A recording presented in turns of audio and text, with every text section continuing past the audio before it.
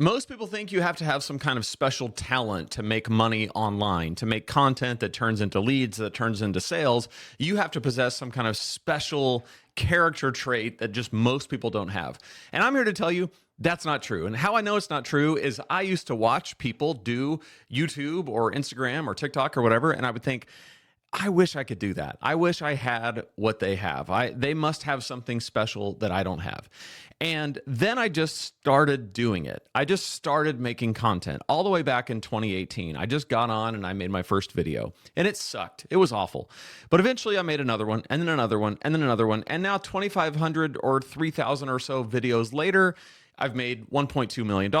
I make about $25,000 a month. I have a really great life making content. And I don't even do anywhere near the amount of content that an influencer does, because I don't do the influencer model. Sometimes I'm tempted by it, but I don't actually do that. What I do is this. I make long form 16 by 9 YouTube videos about a particular topic, and then those videos turn into leads, which turn into sales, either of my crap or someone else's crap. That's it. That's the whole thing.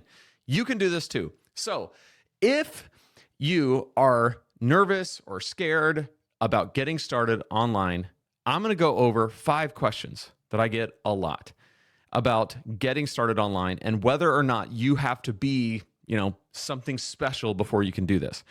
And by the end of this video, I think you're going to have the confidence to just do it, which is what I hope. I hope you have the confidence to just do it, because we need your voice, whatever you're going to teach, whatever you're into. My first business was about preaching because I was interested in that at the time. My second business was this, about online business, because I had a lot of people saying, how are you making money talking about preaching? Because they were like, you left your job and you're doing this full time. How does that work? You like, your YouTube channel's not even that big. And I was like, well, here's how. You can make a lot of money even with a small channel. So that birthed this. And then I lost 55 pounds and had this incredible weight transformation and got my life back and reset my physique. And so now I'm building a business talking about health and wellness, something I never thought I would do, because I never thought I was qualified to do it. Probably still am not qualified to do it, but I'm doing it anyway because that's just the way the world works. So 5 questions. Here we go. What if I'm not the expert yet? Can I still teach or sell? Yes, you may not be the expert that you think that you should be in order to teach the thing you're going to teach. And let me fill you in on a little secret. Nobody is a complete expert on any topic. But there's a few things to think about. One, you just need to be further along than the people you're teaching. That's it. So as long as you are further along than the people who are watching you, you have something to say to them. And you have something to sell, because they're going to want access to you that goes deeper than just your videos, and you can fulfill that need. You can also point them to affiliate offers. So I never felt like I was the expert. My first business, I was teaching preachers how to preach with clarity and with effective communication. And when I got into that, I literally thought nobody's going to care what I have to say. And to my great surprise, people did. I built a business around it. I left my job to go full time with that business because enough pastors wanted to hear what I had to say about that topic. I wrote 2 books on it. I had courses. I had a membership community. I did consulting with churches on how to grow their ministries with better preaching. And I was just like a kid. I was like 25, 26, 27 years old when I started this. And I did it for about 10 years. It was just an incredible thing. So again, this is the issue for a lot of people. Like, do I have to be an expert? And the word expert scares people, and I understand that. But all you have to do is just be a little further along than the people you're teaching, and they will want to learn from you. If you're too far along, sometimes that actually hurts you. So when I got into online business, I was watching people who were making $100,000 a month. And I was like, well, I'm not making anywhere near $100,000 a month. That's $1.2 million a year. And so I thought, okay, maybe I can teach the people who aren't making anything how to make $10,000 a month. And then as I grew and I went from $10,000 a month to $15,000 a month to $20,000 a month to $25,000 a month and beyond, it got easier to say like, hey, if you're making 0, here's how to make 5,000 a month. If you're making 5,000 a month, here's how to make 10,000 a month. If you're, you see what I'm saying? So I didn't have to get on here and say, here's how to make 100,000 a month, because most people aren't making a single solitary dime online. And they're just trying to figure out how to get started. And I just thought, well, that's going to be my lane. That's where I'm going to start. How do I get over the fear of showing my face on camera? The way that you get over the fear of showing your face on camera is to show your face on camera and realize it's going to be okay. Nobody is going to watch your first videos anyway. So it's a great time to practice. Like, it's a great time to figure out like how to do this. My first videos sucked so bad, and yet they are still online.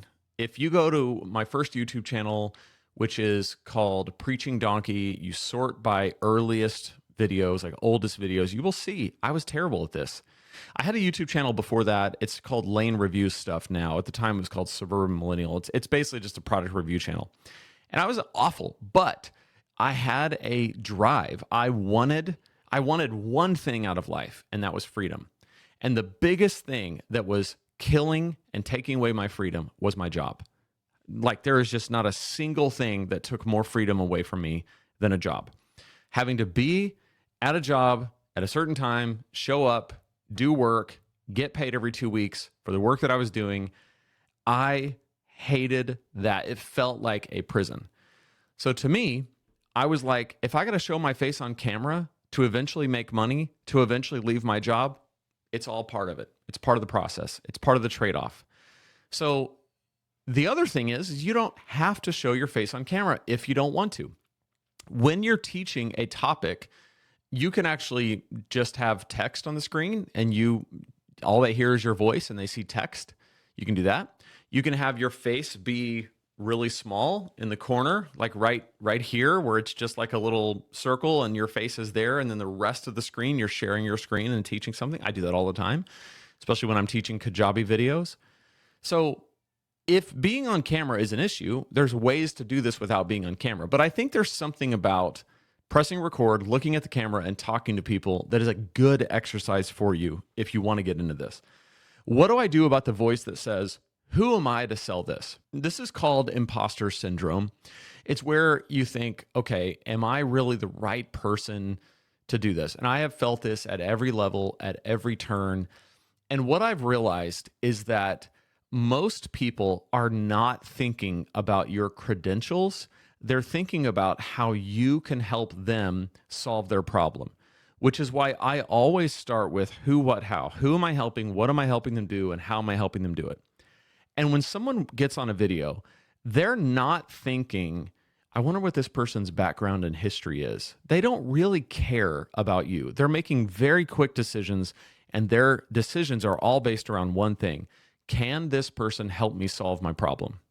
Either answer my question, give me some inspiration, give me some clarity, teach me something, help me understand something, make me believe it's possible. That's what they're asking for. And before they even give two craps about who you are, if you deliver results to them that actually help them, they're going to like you.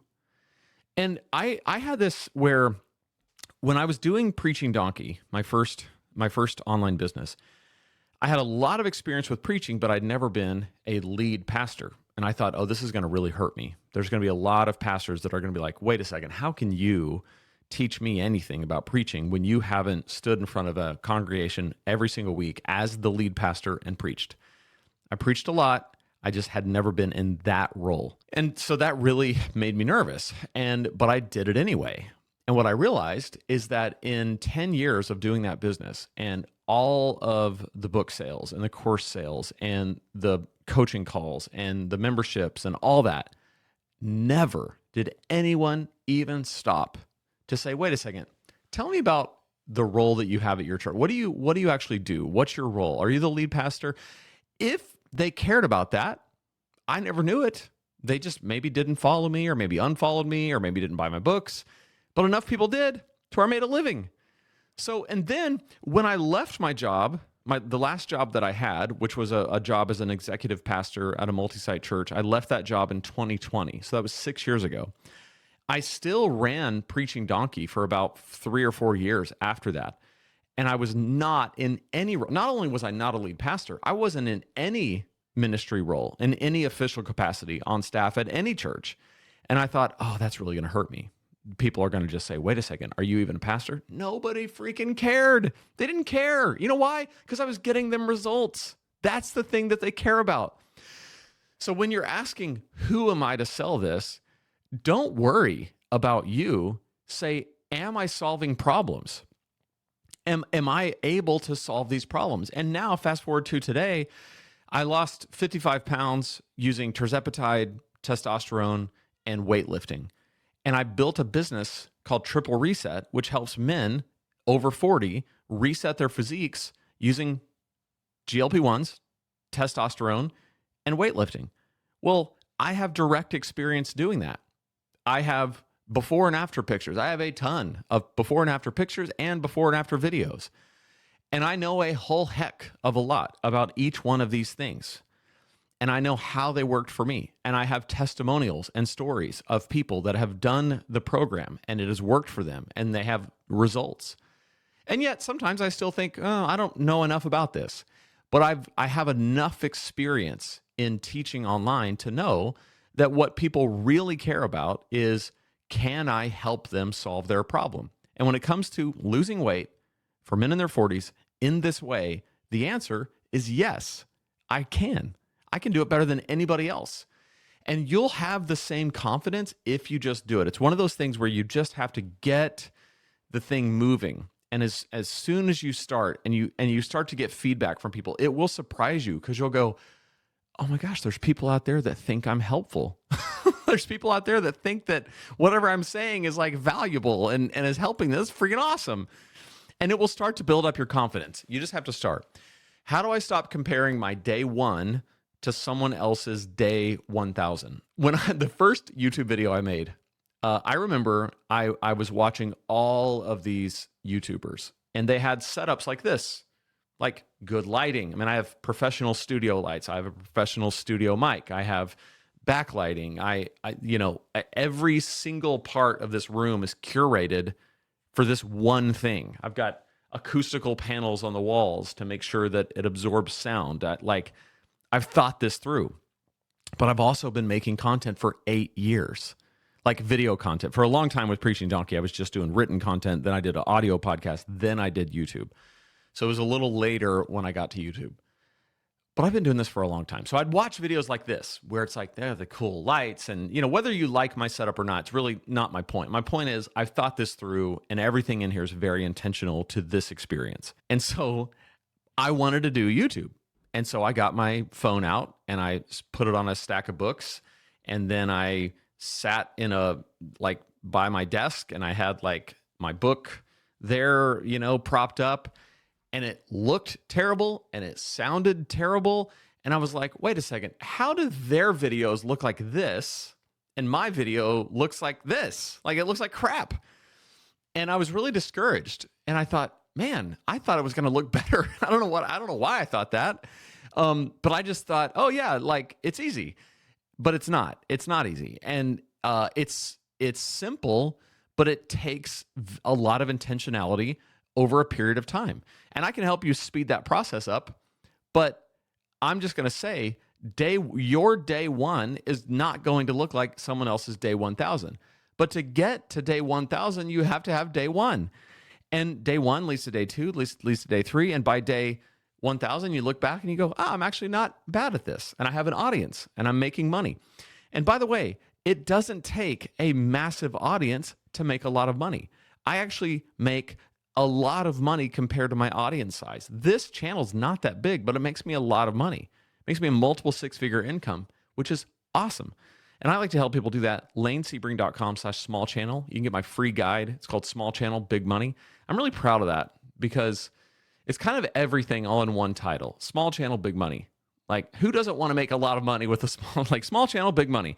A lot of people know how to do big channel, small money. I've seen that where it's like a massive YouTube channel and it doesn't make much money at all. That's not my style. My style is the most amount of money for the least amount of effort possible. And that's what I teach you how to do in this guide. LaneSebring.com/small channel. It's free. Go grab it. Last question. What if my first few videos flop? Should I quit or keep going? First of all, they're going to flop. They just are. Unless you're like the anomaly, the 1 out of 10,000 people who, for whatever reason, the algorithmic gods just shine their favor upon you, and your first video or your second video pops off and you have immediate success. That is exceedingly rare and not to be expected.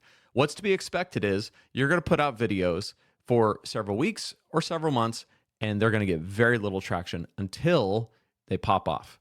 So the channel that I'm building right now, my newest business called Triple Reset, where I'm helping men in their 40s reset their physique, it took me 12 long form videos before I had a single video that really did well. But once that video did well, the entire channel came on the map.